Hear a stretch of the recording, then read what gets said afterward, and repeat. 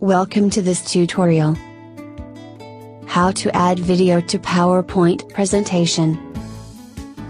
Open your PowerPoint presentation and select a slide in which you want to add a video.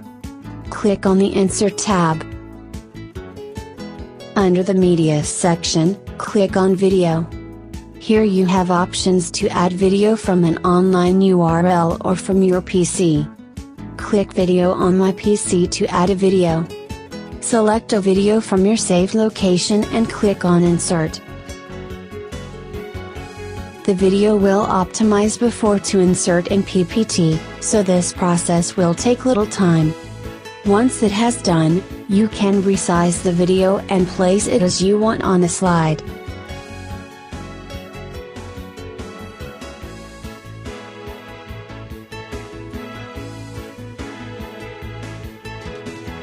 Click on the play button to check the video.